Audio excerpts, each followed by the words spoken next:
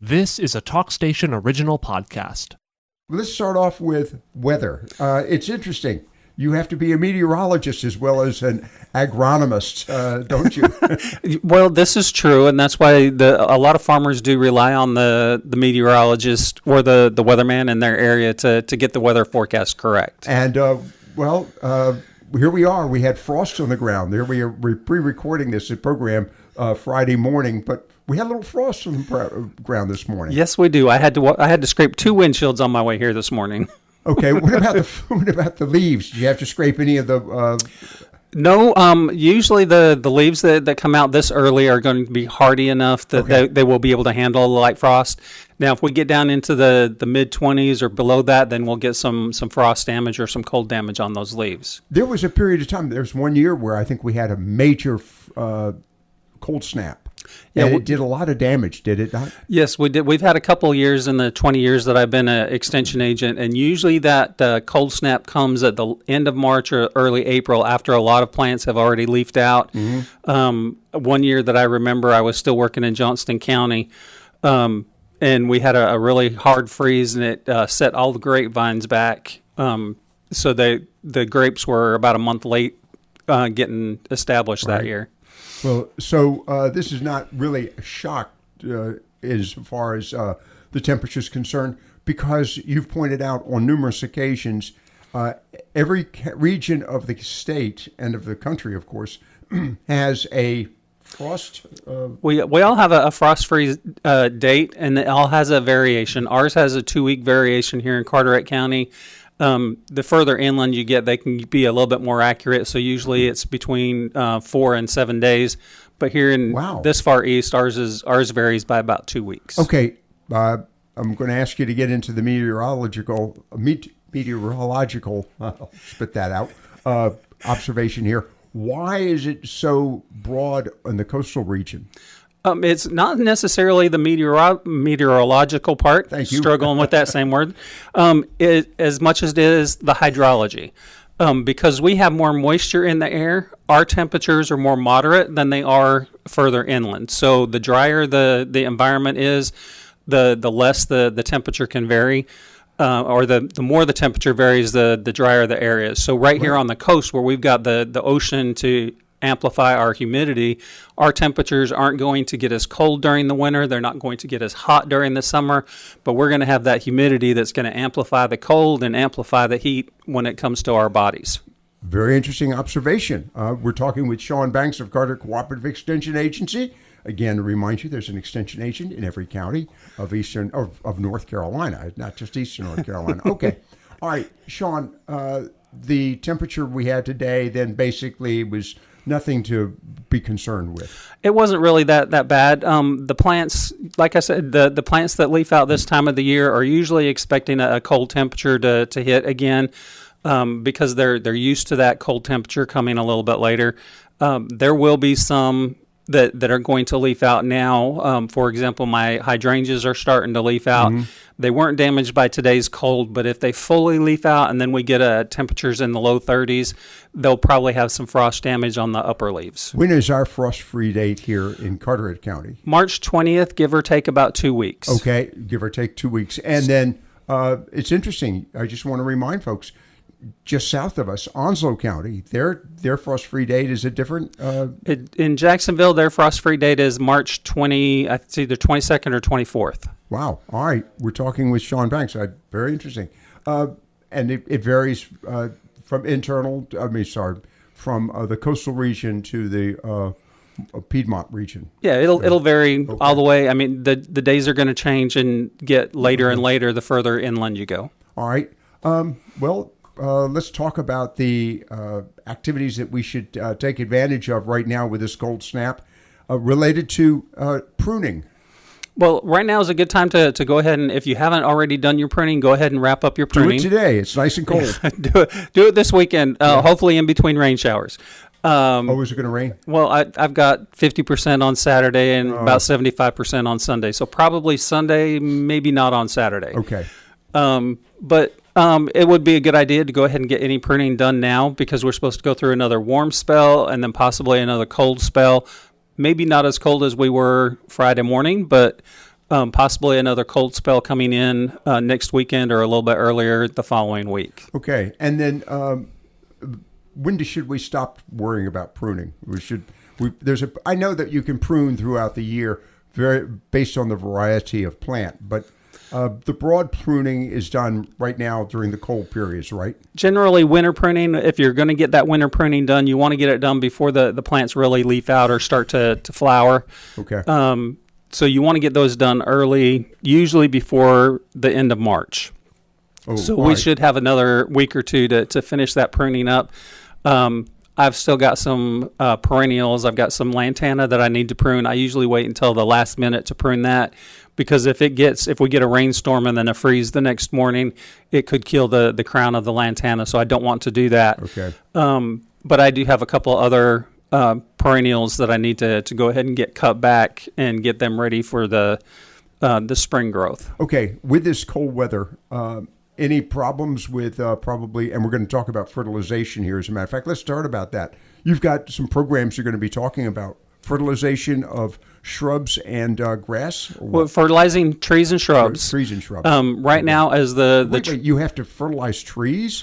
Well, if it's not growing in the woods where it gets its own fertilizer, most of our soils where we have around our homes and yards do need some fertilizer added.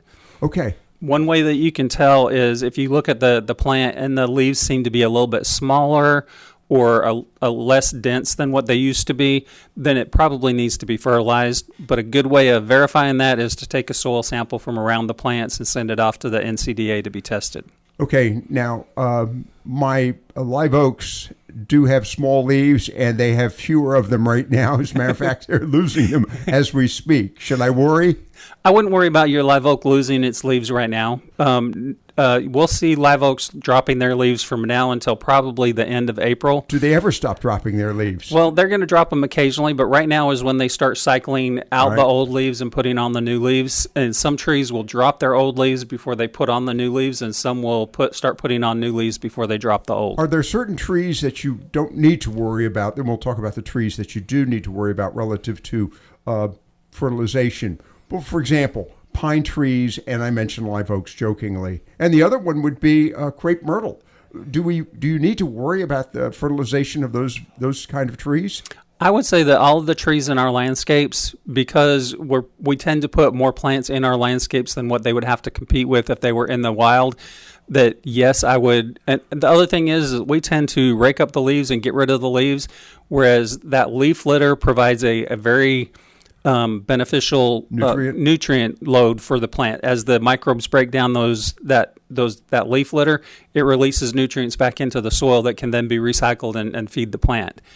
Okay, so that natural area is really beneficial to the tree, and I assume to the shrubs as well. Yes, that would be correct. Okay, but in our yards we generally don't have that. We usually remove that, and so we do need to add fertilizer.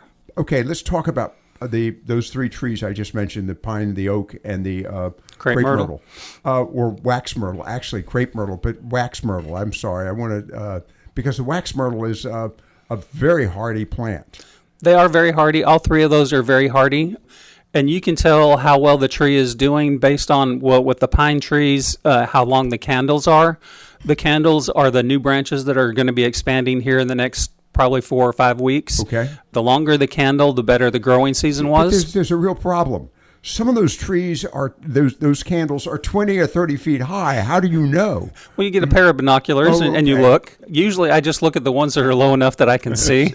But some years those candles will be 2 or 3 inches long, and some years they'll be 6 or 8 inches long. Okay. On the years where the candles were 6 or 8 inches long, they had plenty of moisture during the previous year, plenty of fertilizer in the soil.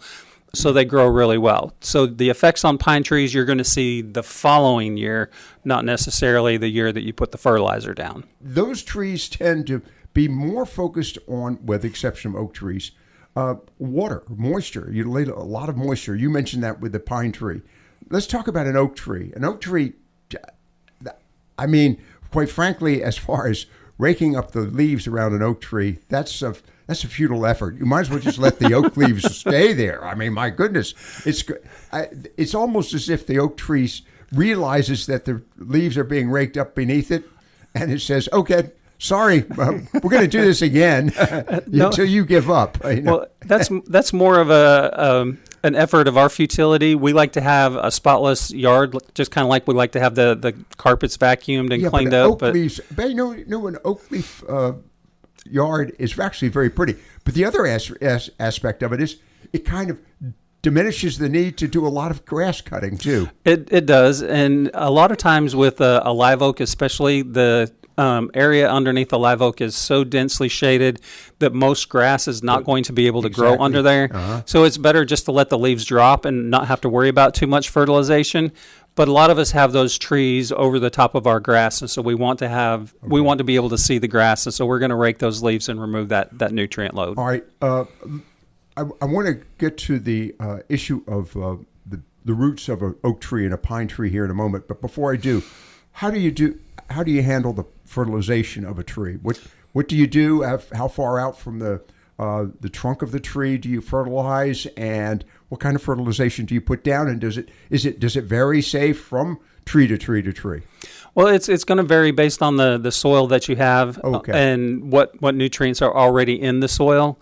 You mean I got to go do a soil sample? A soil sample would be very helpful. Okay. In the absence of a soil sample, I would recommend using a 10-10-10 fertilizer and applying that underneath the canopy. That's where most of the tree roots are. Okay. However, the tree roots are going to go out 2 to 3 times further than just the canopy. I wanted to get to the roots. Okay, 10-10-10 for if you don't know the soil sample. Here's the question. When I do a soil sample, should I notify the folks in Raleigh that I'm worried about my trees or anything of this nature? Because will they look for certain aspects of the soil related to the trees versus, say, grass or shrubs? Well, what you're going to do when you take the sample and you fill out the form that you send in with the sample is you're going to indicate what kind of crop it is. Okay. And we're going to put shade trees, or we're going to put trees and shrubs on that as that crop code. So yes, they're going to look for they're going to recommend specific things based on what they find in the soil. So what I need to do is I need to identify what I'm looking for in my soil sample. Correct. Yes. Okay. Going back to the root system of a tree, to your point, they do go farther than the canopy. That's why I was wondering how far out do you fertilize. But also, different trees have different root systems. Some trees, the roots go deep, almost, I get the impression, almost vertical, whereas other trees, they tend to go horizontal. And you also have the problem with trees sometimes being too close to homes, breaking or cracking or impacting the foundation of the homes. What trees, how do you deal with that? Well, what I would look for is where those trees are native. If the tree is native in a wetter area, you can pretty much bet that the roots are going to be shallow. If the trees are native on a really dry soil, you can pretty much guess that the roots are going to go deep because they're looking for that water source. All right. Those trees that have the shallow root systems, they're the ones that are usually going to have those roots that are going to interfere with the foundation of the sidewalks, the houses, those kinds of things. Okay. The other question, of course, related to the root system whatsoever, is if you damage the root system in some fashion, should you be concerned? Depends on how badly you damage it. I've seen people that go around the outside edge of the drip line with their ditching to put in an irrigation system with very little effect on the tree. And then I've seen people that have gone in right next to the tree and had the tree die in a couple of years. Yeah. The closer to the tree, the greater the damage, potential damage. Correct, yes. All right. That's trees, fertilization of trees. What about shrubs? Shrubs are going to be the same way. As the buds are swelling up, the plant starts taking up nutrients, so you want to make sure you get those. So we want to do this now. Yeah, you want to get those nutrients into the ground now while the tree is starting to swell those buds. All right. With the issue of shrubs, sometimes you've got them growing all the way to the ground. I mean, you've got heavy foliage. Right. How do you fertilize shrubs? With a lot of our shrubs, we put those shrubs in a bed, and so we fertilize the entire bed and don't worry about trying to get it underneath the shrub. Because like I said, even with the tree, the shrubs are going to put those roots out 2 to 3 times as wide as the canopy.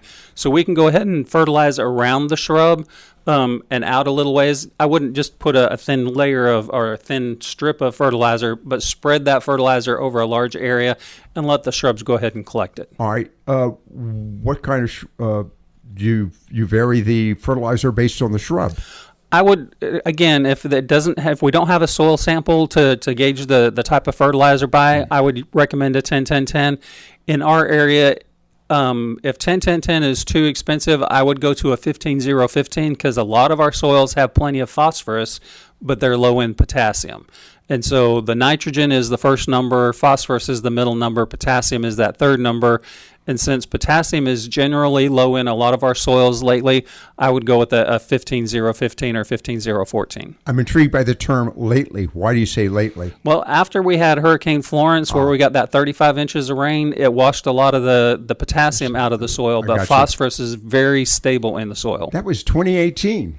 That was 2018, but we're still seeing a lot of those soil samples come back with low potassium levels. That's interesting. We're talking with Shawn Banks of Carter Cooperative Extension Agency. By the way, Shawn, you're doing a program on fertilization. Am I correct on that? Yes, I've got programs on this coming Monday at the Down East Library from 4 until 5. Wednesday from 2 until 3 at the Newport Library, and then the following Monday from 5:30 to 6:30. All three of those programs are going to be on fertilizing trees and shrubs, and we'll talk for an hour about what to look for and why to do it. Okay. We're putting out fertilizer around outside and under the drip line of our trees, maybe a little beyond, definitely outside the drip line of our shrubs. Correct. In the yard. Yes. Now we're putting fertilization on our grass. What impact does this have on the grass? Well, I would try to keep the fertilizer off of the grass for now because grass is just starting to green up, so it's not ready to really start growing. All right, but I've got grass coming up to the edge of where my shrubs are. Well, generally, you're going to get a little bit of that spillover, but try not to get it too far out. You don't want to fertilize your grass at this point because it's really not ready to start growing. And if you fertilize it with 10-10-10, do you somehow potentially damage the grass in that area? Well, the problem with fertilizing grass at this point is that you encourage it to grow. So it's going to take up that nitrogen. It's going to get really soft growth to it. And then we could get some frost damage. But more than that, there are a lot of diseases early spring that will attack that early spring growth. Oh, really? Yes. Okay. The fact that we had the frost this morning and the fact that the grasses had not grown, that was not a problem. It's not going to be a problem. There's some grasses I've seen are starting to green up, and even with them starting to green up, that frost that we had won't be a problem because the green is going to be low enough down in the canopy. Okay. You brought up another interesting topic, and that, of course, is early growth and the potential for disease hitting the early growth. That disease, those problems, do they go away as the summer progresses? Well, it depends on the disease. A lot of times the spring diseases are only active until the temperature gets up to a certain temperature, and then they stop being a problem. But depending on how fast that grass is growing at the time when the disease is active will depend on how big that patch of disease can get. As we prepare to go to bring this to a close, and of course we're talking with Shawn Banks of Carter Cooperative Extension Agency, I see a great opportunity here for a future program, just to tease a little bit, on nothing but diseases. Yeah, we can talk about diseases. Diseases and insects. I love it. I tell you what, we can have, put a smiley face on that one. All right. As we wrap things up, you've got those 3 programs underway right now. Anything else happening in the Cooperative Extension Agency? Right now I'm working with a lot of Master Gardener volunteers, a new set of Master Gardener volunteers, and we're learning some of these same things at the same time. Stephanie, our consumer science agent, is doing a lot of health and nutrition classes right now. And 4-H is really getting kicked off. They're starting to do a lot of their programming with presentations. So if you're interested in helping your youth learn a little bit more about how to talk to people or talk in front of a group of people, this is a great opportunity to do that. And the best way to reach out to this is go to the website? Yeah, just go to our website with the Cooperative Extension, and you can Google that, Carter at Cooperative Extension, and it should come up.